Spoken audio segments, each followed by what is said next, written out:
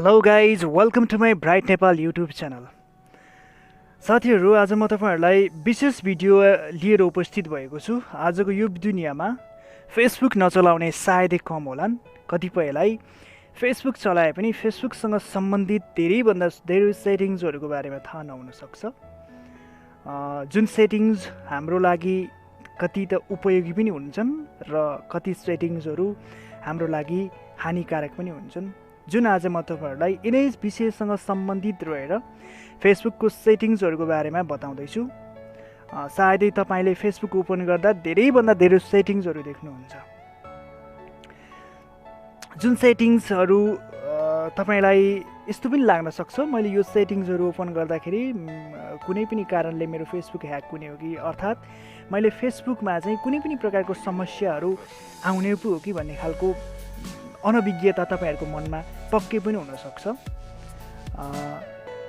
मैले गरेको च्याट अर्थात् कसैले पो हेर्ने हो कि, अर्थात् म कसैसँग बोलेको कुराहरू दोस्रो मान्छेले चाहिँ लिक आउट भएर जानेको कि भन्ने खालको विभिन्न शङ्काहरू यदि तपाईँको मनमा छन् भने आज म तपाईँहरूलाई यिनै फेसबुकसँग सम्बन्धित रहेर फेसबुकका विशेष युजफुल सेटिङ्सहरूको बारेमा चाहिँ तपाईँहरूलाई केही जानकारी दिन गइरहेको छु। कृपया भिडियोलाई अन्तिमसम्म हेरेर साथ दिनुहोला। भिडियोलाई लाइक कमेन्ट गर्नुहोला। यदि अहिलेसम्म मेरो युट्युब च्यानललाई सब्सक्राइब गर्नुभएको छैन भने सब्सक्राइब गरिदिनु होला। साथै नजिकै रहेको बेल आइकनमा टच गरी अलमा प्रेस गर्नुहोला, ताकि अब आउने नयाँ भिडियोज तपाईँको मोबाइलमा सबैभन्दा पहिला आओस्। समयलाई सदुपयोग गर्दै आजको भिडियो सुरु गरौँ है त।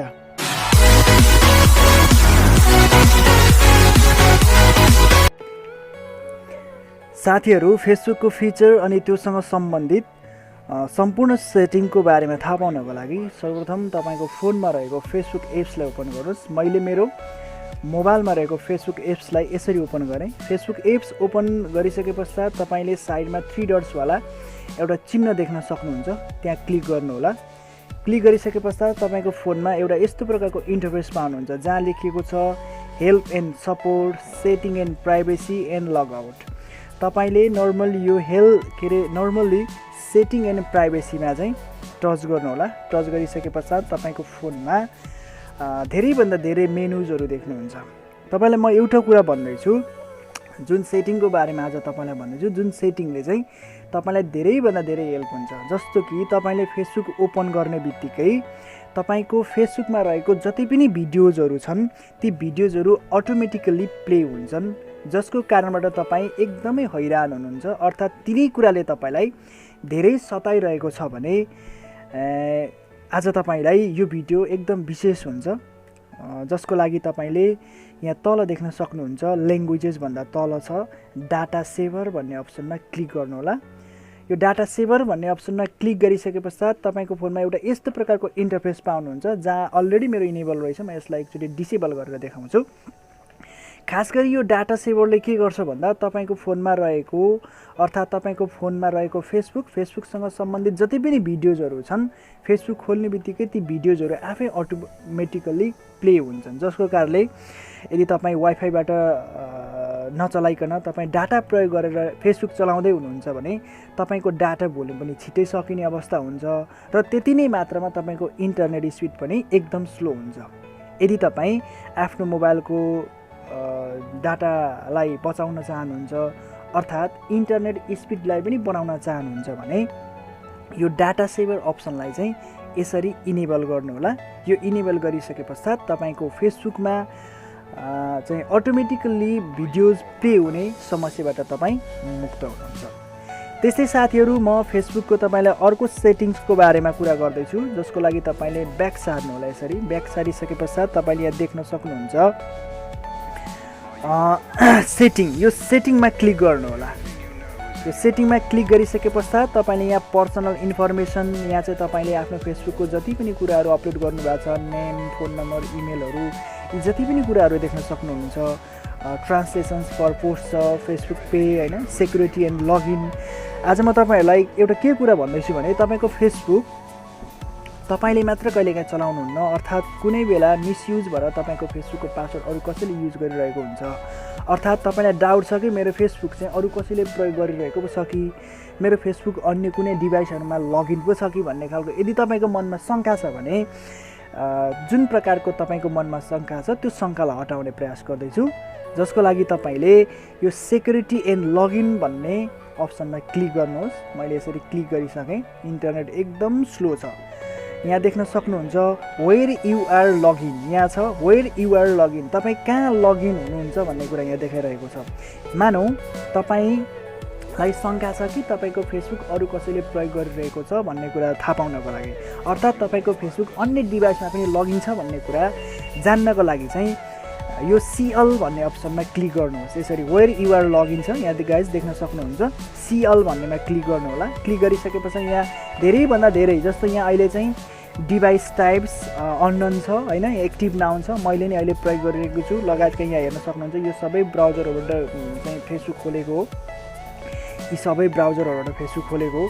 त्यस्तै तपाईँको फोनमा चाहिँ तपाईँको फेसबुक चाहिँ कुन कुन डिभाइसमा लगइन भएको छ भन्ने कुरा हेर्नको लागि, अर्थात् चाहिँ तपाईँले चाहिँ आफ्नो फेसबुक कुन कुन डेटमा, कुन कुन मितिमा, कुन कुन डिभाइसमा लगइन भएको छ भन्ने कुरा थाहा पाउनको लागि जुन मैले वेयर यु आर लगइनमा मैले यहाँ यसरी देखाएँ, सिएलमा क्लिक गरेर हेर्न सक्नुहुन्छ। यदि तपाईँलाई शङ्का छ मेरो फेसबुक चाहिँ कहाँ कहाँ लगइन छ भन्ने खालको डाउट भयो, अर्थात् ती सबै डाउट क्लियर गर्नको लागि त मैले अगाडि भनि नै सकेँ। अब तपाईँ एकैचोटि अन्त लगइन भएको फेसबुकलाई चाहिँ तपाईँले यहीँबाट डाइरेक्ट लगआउट गर्न पनि सक्नुहुन्छ, जसको लागि यहाँ तल लेखिएको छ लग आउट अफ अल सेसनमा क्लिक गरिदिनु भयो भने जहाँ तपाईँको फेसबुक जुन जुन डिभाइसबाट जुन चाहिँ डेटमा चाहिँ लगइन भएको छ त्यो सबै फेसबुकहरू चाहिँ के हुन्छ आफै यहाँ log out of all session गरिदिनु भयो भने ती सबै एकैचोटि सबै ठाउँबाट के हुन्छ लगआउट भएर जान्छ, जसको कारणले गर्दाखेरि चाहिँ तपाईँको फेसबुक एकदम सिक्योर पनि हुन्छ। अब तपाईँलाई अर्को सेटिङको बारेमा भन्दैछु। लागि तपाईँ 2 स्टेप ब्याक आउनु होला। ब्याक आइसके पश्चात तपाईँले यहाँ फेरि सेम अगाडिकै इन्टरफेस देख्नुहुन्छ। आज तपाईँलाई भन्ने अर्को सेटिङ भनेको चाहिँ यदि तपाईँलाई कुनै पनि साथीहरूले अर्थात् कुनै पनि पेज मार्फत चाहिँ अनावश्यक ट्याग गरेर हैरान हुनुहुन्छ भने तपाईँ यो सेटिङको माध्यमबाट तपाईँमा रहेको जुन ट्यागिङ प्रब्लम्सहरू छ त्यो प्रब्लम्सहरू चाहिँ केही हदसम्म सोल्भ हुन्छ, जसको लागि थाहा पाउन सिधै तपाईँ माथि टाइमलाइन एन्ड ट्याग्स भन्ने यहाँ दिएको छ, टाइमलाइन एन्ड ट्यागिङ भन्ने अप्सनमा आउनु होला। यहाँ आइसके पश्चात तपाईँले यहाँ देख्न सक्नुहुन्छ who can post on your timeline छ होइन। यहाँ चाहिँ के हो भन्दा खास गरी तपाईँलाई कसले तपाईँको फोनमा अर्थात् तपाईँको फेसबुकमा ट्याग गर्न सक्ने भन्ने कुरा देखाइएको हो। तपाईँको फेसबुक प्रोफाइलमा चाहिँ यदि सबैजनाले ट्याग गर्न दिनुहुन्छ, सबैले ट्याग गर्न चाहिँ हुन्छ भने तपाईँले चाहिँ त्यसका लागि पनि दिन सक्नुहुन्छ, अलो गर्न सक्नुहुन्छ होइन। तपाईँ एकदम तनाव हुनुहुन्छ, जसले पनि जे पाए ट्याग गरिदिने, काम लाग्ने, अनावश्यक होइन, हरेक कुरा ट्याग गरेर तपाईँ एकदम तनावमा हुनुहुन्छ भने त्यो समस्याबाट मुक्त हुनको लागि यहाँ देख्न सक्नुहुन्छ who can post on your टाइमलाइनमा चाहिँ ओन्ली मीमा राखिदिनु भयो भने कसैले पनि तपाईँको फेसबुकको टाइमलाइनमा चाहिँ ट्याग गर्न सक्दैन। फेरि ब्याक सार्नु होला। यहाँ दिएको छ who can see what other post in your timeline भनेको छ, यहाँ पनि ओन्ली मी गर्नुहोस् के। जस्तो तपाईँको टाइमलाइनमा जति पनि ट्याग भएका चिजहरू चाहिँ कसले देख्ने नदेख्ने अर्थात् को साथीले चाहिँ तपाईँको टाइमलाइनमा चाहिँ ट्याग गर्ने भन्ने कुराहरू हो, यसलाई ओन्ली मी राख्दाखेरि बेटर हुन्छ। यहाँ अर्को छ review tags that people's add to your post before the tags appear on Facebook छ। यदि तपाईँलाई ओन्ली मीकै अप्सनमा राख्दाखेरि पनि अरू साथीहरूले चाहिँ ट्याग गरेको चाहिँ नोटिफिकेसन तपाईँको फेसबुकमा चाहिँ ल्याउन चाहनुहुन्छ, अर्थात् अरू कसैले ट्याग गरेको कुरालाई फिल्टर गरेर तपाईँको टाइमलाइनमा चाहिँ राख्न चाहनुहुन्छ भने यो सेटिङमा चाहिँ क्लिक गर्नु होला। रिभ्यू मैले अगाडि भने यो सेटिङमा क्लिक गर्नु होला। मेरो इन्टरनेट एकदम स्लो छ, त्यो कारणले गर्दा लोडिङ एकदम बढिरहेको छ। सो यहाँ देख्न सक्नुहुन्छ review tags that people's add to your post before the tags appear on Facebook. यहाँ चाहिँ यो ट्याग रिभ्यूलाई ओन गर्नुभयो भने तपाईँको फेसबुकमा जो कोहीले ट्याग गर्नुहुन्छ ट्याग गरेको नोटिफिकेसन चाहिँ तपाईँको फेसबुकको केमा आउँछ भन्दा चाहिँ नोटिफिकेसनमा आउँछ, जुन नोटिफिकेसनको माध्यमबाट तपाईँले त्यो ट्यागलाई रिभ्यू गरेर चाहिँ यदि तपाईँ त्यो ट्यागलाई आफ्नो टाइमलाइनमा देखाउन चाहनुहुन्छ भने त्यसलाई फिल्टर गरेर आफ्नो टाइमलाइनमा देखाउन सक्नुहुन्छ। होइन यसलाई म देखाउन चाहन्न, यसलाई रिमुभ गर्छु भन्न चाहनुहुन्छ भने त्यसलाई तपाईँ डाइरेक्ट के गर्न सक्नुहुन्छ, रिमुभ पनि गर्न सक्नुहुन्छ, जसको माध्यमबाट चाहिँ तपाईँको फेसबुकमा चाहिँ विभिन्न प्रकारका अनावश्यक ट्यागहरू, विभिन्न प्रकारका चाहिँ अनावश्यक पोस्टहरू चाहिँ तपाईँको टाइमलाइनमा ट्याग हुँदैनन्। यसरी पनि तपाईँ आफ्नो फेसबुकमा चाहिँ अनावश्यक रूपले ट्याग गर्ने सिस्टमहरूलाई चाहिँ तपाईँ यहाँबाट के गर्न सक्नुहुन्छ भन्दा कन्ट्रोल गर्न सक्नुहुन्छ साथीहरू। त्यस्तै तपाईँलाई अर्को एउटा फेसबुकमा आएको नयाँ फिचरको बारेमा पनि जानकारी दिँदैछु, जुन फिचरले चाहिँ तपाईँको फेसबुकमा आजसम्म तपाईँले जति पनि अपलोड गर्नुभएको फोटो तथा भिडियोजहरू छ त्यसलाई सुरक्षित गर्ने एउटा एप्स भन्दा पनि एउटा सेटिङ अर्थात् फिचरको बारेमा कुरा गर्दैछु।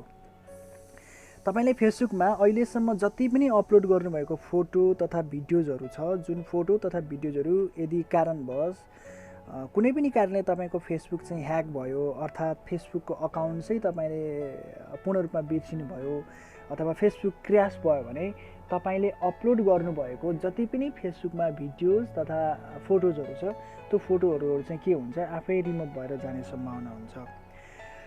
यदि तपाईँले आज मैले सिकाउने सेटिङ्स तपाईँले गर्नुभयो भने तपाईँको फेसबुकमा रहेको जति पनि फोटो तथा भिडियोजहरूलाई चाहिँ पर्मानेन्टली तपाईँले सधैँभरि चाहिँ सेभ गरेर राख्न सक्नुहुन्छ, जसको लागि तपाईँले यहाँ देख्न सक्नुहुन्छ, यहाँ तल एउटा सेटिङ आएको छ होइन, transfer a copy of your photos or video. तपाईँको फेसबुकमा रहेको जति पनि फोटो तथा भिडियोजहरूलाई चाहिँ कपी गर्न सक्नुहुन्छ, जसको लागि चाहिँ यो transfer a photo of your photos or भिडियोजलाई चाहिँ क्लिक गर्नुहोला। यो क्लिक गरिसके पश्चात तपाईँले तपाईँको फोनमा एउटा यस्तो प्रकारको इन्टरफेस आउँछ। मेरो फोनमा चाहिँ खोलिरहेको छ, लोडिङ लिइरहेछ होइन। यो खोलिसके पश्चात यहाँ तपाईँले एउटा यस्तो इन्टरफेस देख्न सक्नुहुन्छ। पासवर्ड माग्छ, पासवर्ड मागिसके पश्चात तपाईँले चाहिँ त्यहाँ पासवर्ड आफ्नो फेसबुकको पासवर्ड लगाइदिनु होला।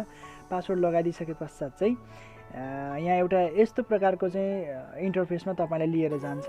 यहाँ छ चुज डेस्टिनेसन। अब यहाँ क्लिक गर्नु होला।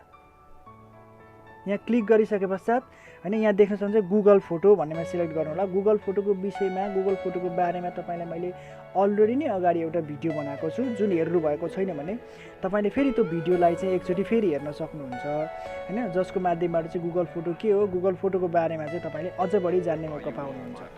जस्तो यहाँ तपाईँले डाइरेक्टली गुगल फोटोमा चुज गर्नु होला। यसरी चुज गरिसके पश्चात तपाईँले चाहिँ के लगाउने, फोटो मात्रै लगाउनुहुन्छ कि अर्थात् भिडियो मात्रै तपाईँ ट्रान्सफर गर्न चाहनुहुन्छ कि, यदि तपाईँ फोटो मात्रै तपाईँको फेसबुकमा रहेको जति पनि भिडियोज जति पनि फोटोजहरू त्यसलाई ट्रान्सफर गर्न चाहनुहुन्छ भने फोटोमा क्लिक गर्नु होला। तपाईँ फेसबुकमा रहेको भिडियोलाई मात्रै गुगल फोटोमा चाहिँ ट्रान्सफर गर्न चाहनुहुन्छ भने भिडियोमा क्लिक गर्नु होला। नर्मली मैले चाहिँ फोटोमा क्लिक गरेँ। क्लिक गरिसके पश्चात यसलाई नेक्स्ट गर्नु होला होइन।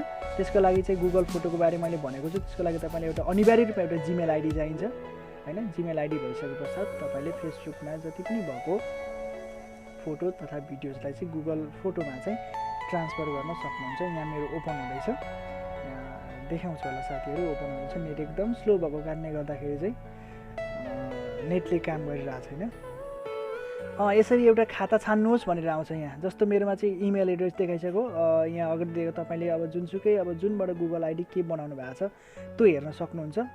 यहाँ मेरो अलरेडी देखाएको छ। यसरी क्लिक गरिसके पश्चात यहाँ तपाईँको एउटा जिमेलको आइडी दिनुहोस्, पासवर्ड दिनुहोस्। त्यति दिइसके पश्चात तपाईँको फेसबुकमा रहेको जति पनि फोटो तथा भिडियो जुन सेलेक्ट गर्नुहुन्छ, फोटो गर्नु भने फोटो तपाईँको गुगल ड्राइभमा गएर बस्छ होइन, गुगल फोटोजमा गएर बस्छ। यदि भिडियोलाई सेलेक्ट गर्नुभयो भने जति पनि भिडियो अपलोड गर्नुभएको छ फेसबुकमा त्यो भिडियोहरू चाहिँ तपाईँको केमा गएर बस्छ भन्दा फेसबुकका जति पनि फोटो भिडियोहरू चाहिँ गुगल फोटोमा गएर बस्छ। ल त साथीहरू, भिडियो कस्तो लाग्यो भिडियो हेरेर पक्कै पनि प्रतिक्रिया दिन नभुल्नु होला। तपाईँको एउटा कमेन्ट नै मेरो लागि एउटा हौसलाको आधार बन्न सक्छ। तपाईँलाई दोस्रो चरणको भिडियोमा तपाईँहरूको लागि फेसबुक ह्याक हुनबाट बच्ने विभिन्न टिप्स एन्ड ट्रिकको बारेमा चाहिँ फेरि अर्को भिडियो बनाएर लिएर आउँदैछु। भिडियोलाई लाइक गर्नुहोला,